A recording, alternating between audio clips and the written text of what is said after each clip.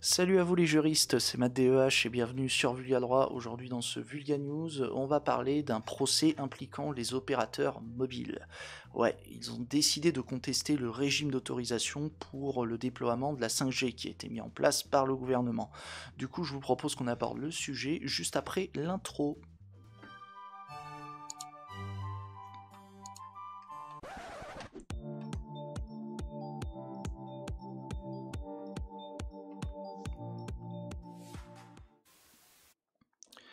Alors, on commence par déjà affirmer que depuis une loi du 1er août 2019, le législateur a soumis à autorisation l'exploitation d'appareils utilisés pour la mise en œuvre technique de la 5G, si vous préférez les antennes relais par exemple.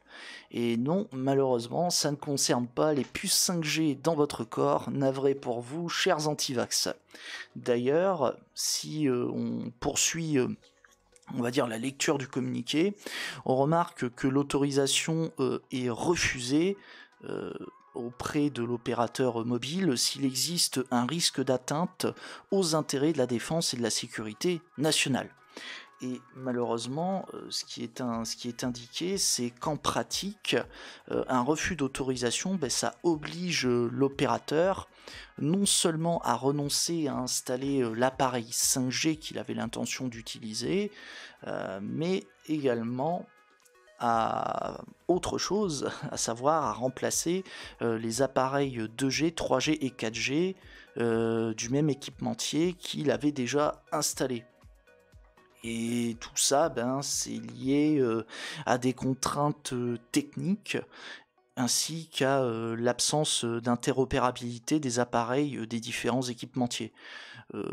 En gros, c'est difficile on va dire, si t'as pas obtenu l'autorisation, c'est compliqué d'opérer un remplacement de toute la technologie 2G, 3G, 4G. C'est un sacré merdier pour les opérateurs. Du moins, c'est ce qui ressort du communiqué. Bon, après, il y a un point quand même qu'il faut noter, c'est que cette loi de 2019, elle a quand même reçu El Famoso Sigle of Quality, ma bonne dame, de la part du Conseil constitutionnel, puisqu'il a jugé que cette loi était conforme aux droits et libertés que la Constitution garantit. Donc du coup, la loi, elle est pas inconstitutionnelle. En gros, c'est t'inquiète RAS, bro. Voilà.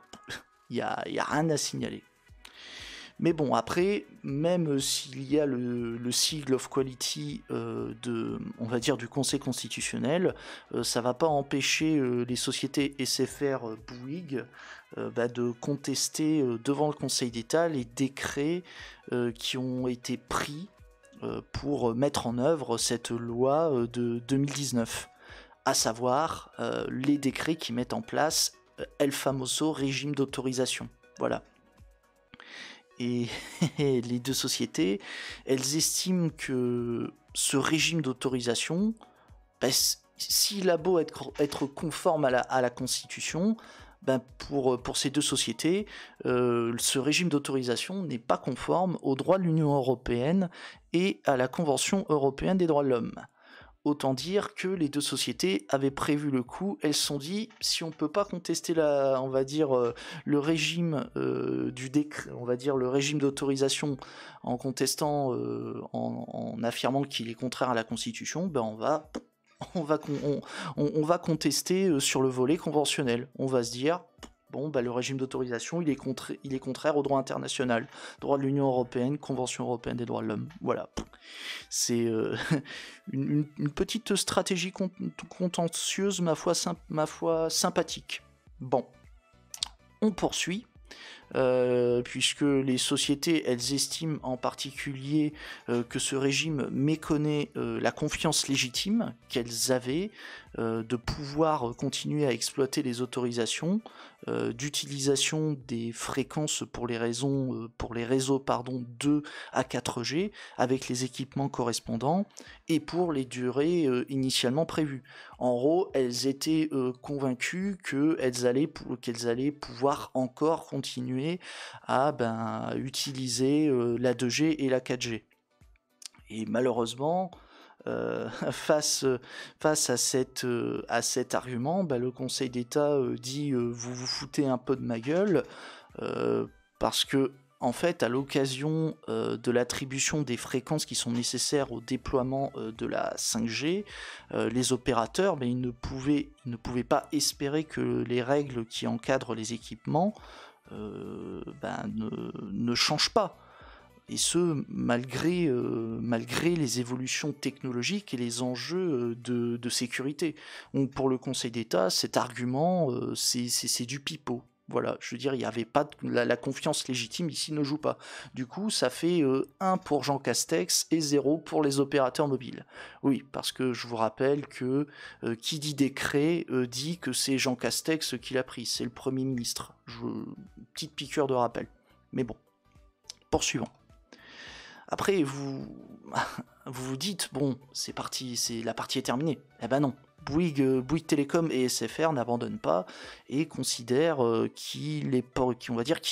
ce régime d'autorisation porte une atteinte à leur droit au respect de leurs biens. En fait, ce régime d'autorisation les empêche d'utiliser, leurs équipements comme ils le souhaitent. Voilà. Et sur ce point, le Conseil d'État a tout d'abord relevé que le régime d'autorisation qui a été mis en place par le gouvernement poursuit un but d'intérêt général, puisque donc là je vous montre, voilà, donc poursuit un but d'intérêt général, et ce but est le suivant, il permettrait de prémunir les réseaux radioélectriques mobiles des risques d'espionnage, de piratage et de sabotage qui peuvent résulter des nouvelles fonctionnalités offertes par la 5G. Vous savez, c'est un peu tout le débat qu'il y avait au niveau de cette espèce de loi anti-Huawei, avec le risque que les Chinois piratent ou même sabotent ou espionnent,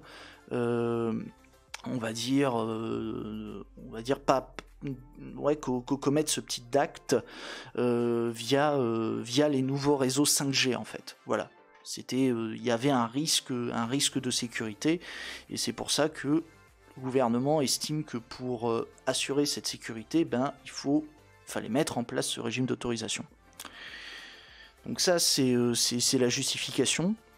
Et le Conseil d'État remarque aussi un autre point, c'est que seul un régime d'autorisation tel qu'il a été mis en place par la loi, pouvait garantir la réalisation de ses seuls objectifs. Donc en gros, le Conseil d'État valide l'analyse du gouvernement. Si on veut assurer la sécurité de nos réseaux 5G, il faut mettre au préalable un régime d'autorisation afin que le réseau 5G qui soit mis en place, ce soit pas de la merde. Voilà, pour dire les choses grossièrement. Et façon, encore une fois, pour le dire du moins encore plus grossièrement, pour le juge, s'il n'y avait pas cette loi, s'il n'y avait pas ce régime d'autorisation, ce serait la merde, chef. Voilà. Après, encore une fois, vous avez le droit de ne pas être d'accord et de dire que le Conseil d'État en fait tout un pataquès, mais bon, ça vous me le direz. Et il y a encore une fois un dernier élément que le Conseil d'État a soulevé, c'est qu'un opérateur peut se voir indemnisé aussi sur le fondement du principe de la responsabilité sans faute. En fait, si l'opérateur se voit opposer un refus d'autorisation et qu'il subit un dommage grave et spécial, comme par exemple un coût financier excessif du renouvellement de ses équipements, l'État devrait l'indemniser. Voilà. Alors certes, l'État n'a commis aucune faute, mais malheureusement, à cause de la mise en place de ce nouveau régime d'autorisation, ça peut avoir des conséquences financières assez importantes pour les opérateurs mobiles, et c'est sur le fondement de cette responsabilité sans faute que les opérateurs mobiles pourront avoir une petite thune, un peu de thune pour compenser justement le coût financier qui résulterait du renouvellement de leur équipement, à cause du fait qu'ils n'auraient pas obtenu les autorisations nécessaires pour le déploiement de la 5G. Et malheureusement, vous en doutez, comme il y a toutes ces garanties qui ont été mises en place, à savoir l'indemnisation, et qu'il faut préserver la sécurité de nos réseaux 5G grâce à ce régime d'autorisation, le Conseil d'État estime que Bouygues Télécom et SFR ne peuvent pas lui demander d'annuler le décret qui met en place le régime d'autorisation. En gros, ils peuvent pas obtenir, ils peuvent pas faire sauter le régime d'autorisation. Malheureusement, ils peuvent pas avoir du bif, on va dire, je veux dire, ce serait un peu abusé. Je veux dire, ils peuvent pas avoir le beurre, le cul de la crémière, mais surtout le bif, quoi. Je veux dire, ils sont un peu gonflés quand même. Mais bon, que voulez-vous ? En tout cas, voilà, j'espère que cette vidéo sur cette décision du Conseil d'État vous a intéressé, les juristes. Est-ce que selon vous, les opérateurs avaient raison de contester ce régime juridique d'autorisation ? Est-ce qu'effectivement ça porte une atteinte assez importante à leur droit de propriété ? Est-ce qu'on a violé la confiance légitime qu'ils avaient à l'égard de la réglementation ? Du coup, est-ce que selon vous, le Conseil d'État a eu raison de dire niquez vos mères, on n'annule pas le régime d'autorisation, sachant que vous pouvez être indemnisé en prime ? Encore une fois, n'hésitez pas à me dire ce que vous en pensez dans les commentaires. Après, comme d'habitude, si vous êtes satisfait de cette vidéo, abonnez-vous, likez, partagez-la, et si vous le souhaitez, vous pouvez me soutenir financièrement sur Utip et Tipeee, je vous en remercie d'avance. Et avant de partir, je vous invite à jeter un œil aux chaînes des collègues vidéastes dans la description, et vous y retrouverez en prime dans les sources le communiqué de la décision du Conseil d'État sur cette affaire. Et enfin, n'hésitez pas à passer sur le Discord de 404 les tendances perdues et celui du prisme des créateurs pour découvrir d'autres vidéastes. Bon, sur ce j'ai fait le tour, je vous laisse les juristes, c'était Matt DEH sur Vulga Droit. Allez, à plus et on balance sous trop.